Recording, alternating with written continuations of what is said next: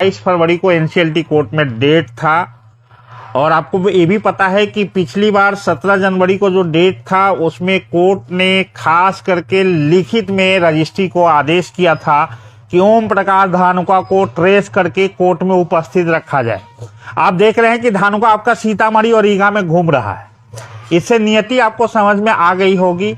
यह आदमी इस मिल को पर होने वाले फैसलों को और उलझाना चाहता है। हालांकि एनसीएलटी कोर्ट के पास विकल्प है कि थक हार कर लास्ट में एक्स पार्टी करते हुए अपना डिसीजन सुना देगी। यह तय है कि पिछले लगभग 4 डेट से कुछ ना कुछ हो जा रहा है। पहले तो 2 डेट पर ऐसा हुआ कि बार काउंसिल कलकत्ता के वकील कोई ना कोई गुजरते गए और कोर्ट कंडोलेंस होता गया।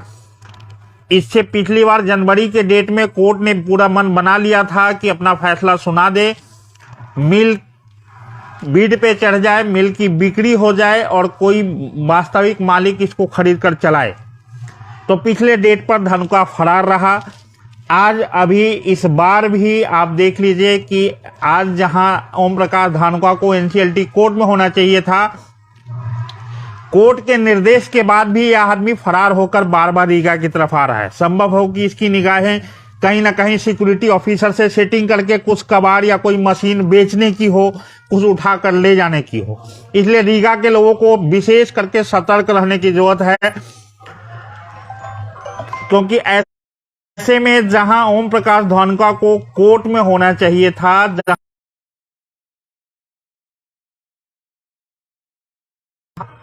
आज एनसीएलटी कोर्ट में होना चाहिए था,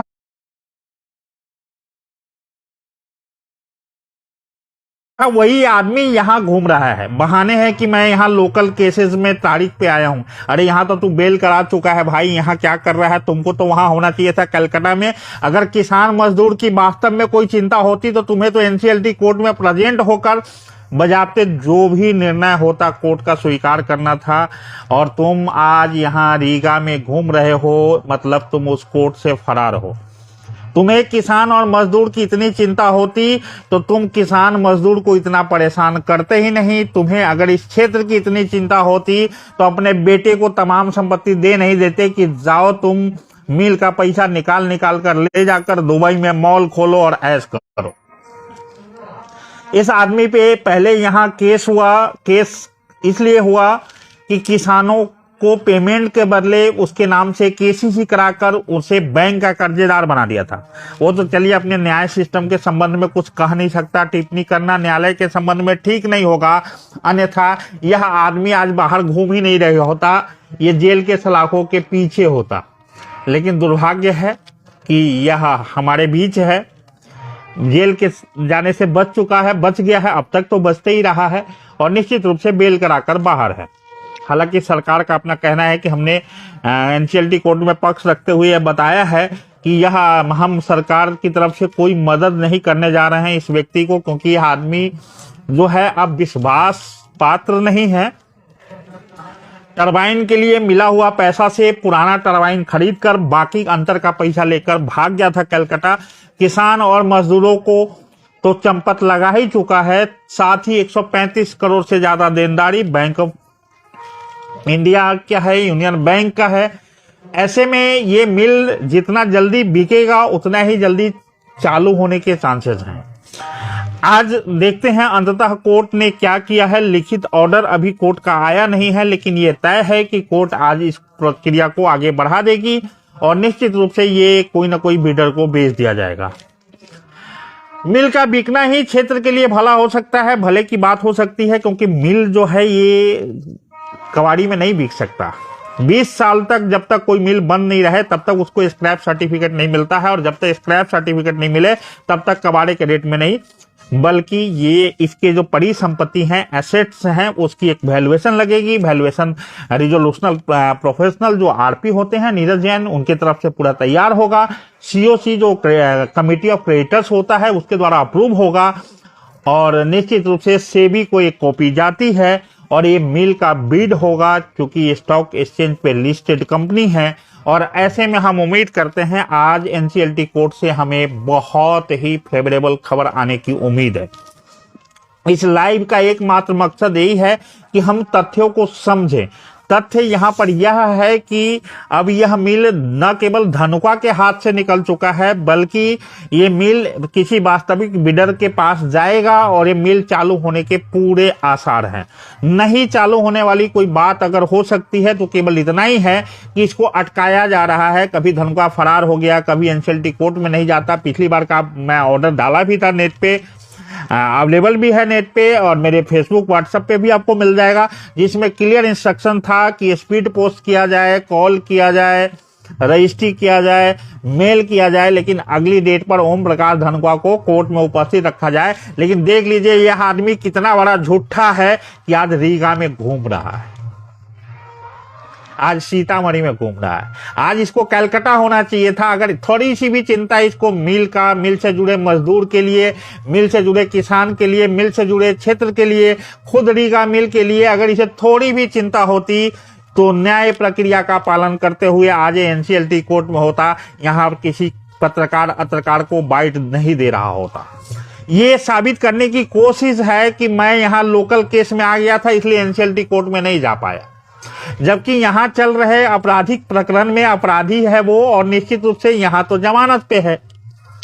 ऐसे में यह तय है कि एनसीएलटी कोर्ट में जब बड़ा फैसला था, अगर स्थानीय स्तर पे स्थानीय न्यायालय में अगर कोई मामला चल रहा था तो उस डेट पर न्यायालय को सूचित किया जा सकता था कि क्षेत्र के हित में, मिल के हित में, किसान के हित में और मजदूर के हित में मुझे एनसीएलटी कोर्ट ने बुलावा भेजा हुआ है कलकत्ता से। यह कलकत्ता में रहने वाला सीतामढ़ी आ गया, जबकि कलकत्ता में आज मिल की सुनवाई है। तो आप ऐसे में समझ लीजिए, इस आदमी पे अगर एक आपराधिक प्रकरण है तो हमको लगता है एक नहीं सैकड़ों होने चाहिए। जितने किसानों का केसीसी ही करा दिया, ये मतलब किसान लेने गया अपना पैसा और उसको और ऊपर से बैंक का कर्जदार बना दिया और उस राशि को भरा भी नहीं, सबके सिविल खराब हो गए। 10-10 किसान ने गुट बनाकर इस पर एफआईआर कराने चाहिए। खैर, अब बात करते हैं क्षेत्र का और गन्ना का। निश्चित रूप से सूपी के तमाम किसान ऐसे जो गन्ना रखते थे या अन्य जो किसान थे जिनके पास गन्ना था, सबको 7 दिन, 8 दिन या 10 दिन के अंदर पेमेंट भुगतान हो गया है संबंधित गोपालगंज के या सिधवलिया के मिल से। अपवाद छोड़ दिया जाए तो हर किसान संतुष्ट हैं। ऐसे में एक उम्मीद तो जगी है कि रीगा मिल अगर देर सवेर भी चालू होगा तो किसान के खेत का गन्ना अब रुकने वाला नहीं है। इसलिए आप थोड़ा सा हिम्मत कीजिए। कहते हैं कि किसान से ज्यादा कलेजा किसके पास है, जो मिट्टी में भी अपना बीज डाल देता है। गन्ना लगाना प्रारंभ कीजिए। मिल तब तक चालू हो गया तो वेल एंड गुड, नहीं हुआ तो गोपालगंज और सिधवलिया जाएगा, लेकिन किसान के हिस्से का नुकसान नहीं होगा। ऐसे में क्षेत्र के लिए बेहतर यही है कि कल अगर मिल भी चालू होगा तो गन्ना तो चाहिए, और मिल का चालू होना तय है। ओम प्रकाश धनुका जैसे लोग भाग भाग कर, छिप छिप कर 2-4 डेट आगे और पीछे कर सकते हैं। इससे ज्यादा अब इसके हाथ में कुछ रह नहीं गया है। और मुझे तो लगता है कि ये बार बार जो अभी कलकत्ता के बजाय रीगा आ रहा है, संभव है इसकी निगाहें मिल के किसी मशीनरी पे हो और इसको गायब करने का प्रयास करे। खैर, पूरी जिम्मेवारी तो रिजोल्यूशनल प्रोफेशनल का होता है, आरपी नीरज जैन का है, क्योंकि कस्टडी तो उसके पास है और वहां निगाहबान बैंक ऑफ इंडिया भी होगी और यूनियन बैंक भी होगा। अनित फिनवेस्ट तो लड़ ही रहा है इस केस को। ऐसे में सिक्योरिटी का पेमेंट, जितने सिक्योरिटी गार्ड हैं इनके पेमेंट आरपी के माध्यम से आते हैं और निश्चित रूप से सीओसी द्वारा पेड है। तो ऐसे में सिक्योरिटी गार्ड एक बाधक हो सकते हैं ओम प्रकाश धनुका के ऐसे मंसूबों के लिए, अगर कोई मशीनरी वहां से वो हटाना चाहे, लेके जाना चाहे या चोरी करना चाहे। अब ये प्रॉपर्टी पब्लिक प्रॉपर्टी है क्योंकि पब्लिक कंपनी है और आरपी के कस्टडी में है। ऐसे में ओम प्रकाश धनुका को एक कप चाय का भी कोई लीगल अधिकार नहीं बनता है रीगा मिल के कैंपस में। इसलिए हम आप सतर्क रहें, जागरूक रहें और गन्ने की खेती की तरफ जोर लगाएं, क्योंकि मिल का चालू होना तय है। और हम उम्मीद करते हैं कि आज रात्रि में ही 8, 9, 10 बजे तक हम आपको कुछ अच्छी खबर दे पाए। संभव है कि ये यहाँ आ गया हो और इसके वकील ने वहाँ लगा दिया हो कि अर्जेंट हियरिंग थी सीतामढ़ी कोर्ट में, इसलिए जाना पड़ गया है और एक डेट मांग लिया हो। अगर डेट मांग भी लिया होगा तो 15-20 दिन और सही, अन्यथा आज कुछ न कुछ नतीजा, बेहतर नतीजा आने वाले हैं और आएंगे एनसीएलटी कोर्ट से। धन्यवाद, संघर्ष प्रणाम।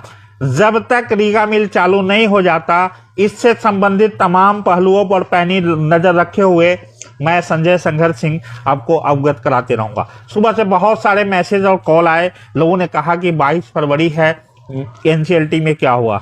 मैंने कहा प्रोसीडिंग चल रही है और निश्चित रूप से हम आपको देर रात तक पूरी प्रक्रिया से अवगत कराएंगे, क्योंकि हम तो वहां नहीं हैं, जो लोग हैं वो हमको अवगत कराएंगे और हम आपको अवगत कराएंगे।